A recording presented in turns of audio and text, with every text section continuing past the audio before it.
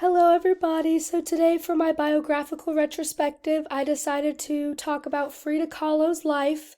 I chose Frida because she's one of my favorite artists that we've learned about thus far in this class. So, I just want to take a deeper dive into her life and her journey and learn more about her.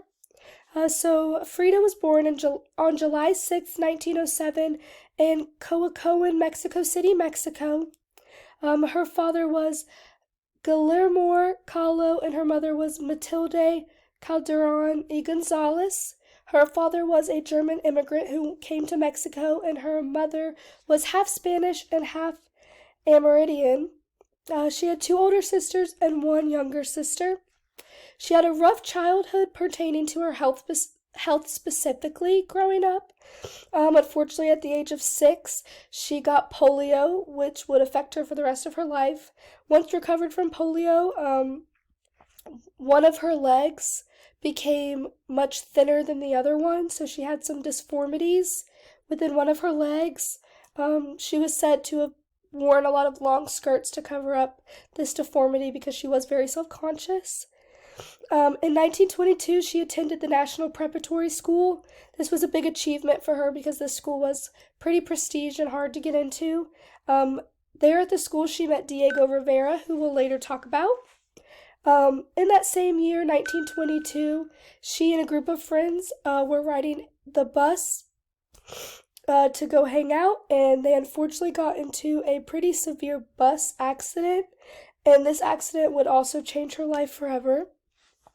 She obtained some serious injuries and actually fractured her spine and her pelvis. Following the accident, she had to wear a full body cast for 3 months, which was very isolating and very difficult on her mental health specifically.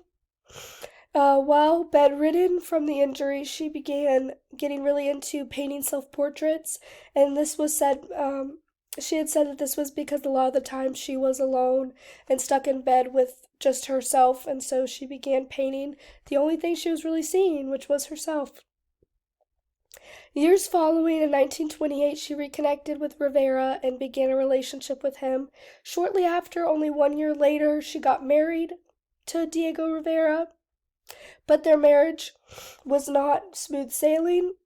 Diego ended up having multiple affairs on Frida, and unfortunately, Frida suffered from 2 miscarriages by 1934. Because of this and just the strain on her mental health, she decided to divorce Rivera. During this time, while she was divorced, she created one of her most famous pieces, which was the Two Fridas. This is a double-figured self-portrait that she created, and that was painted in 1939. 1 year later, she decided to try again with Rivera, and she remarried him in 1940.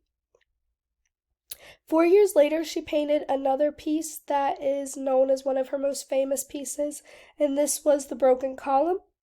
This piece was a representation of both internal and external pain that she was constantly going through due to her bus accident with her spinal injuries, and then just internal pain from all of the trauma that she had endured. 6 years later, after painting The Broken Column, her health began to decline. In 1950, she began to have some health issues. Unfortunately, 1 week after her 47th birthday, Frida died at the Bull House. She died on July 13th, 1954, of pneumonia and a pulmonary embolism. Frida's life and legacy continues to live on as her pieces are well known for oh my goodness, I'm so sorry. Surrealism, excuse my pronunciation. And her legacy continues to live on as she is a great example of that style of art as well as self-portraits.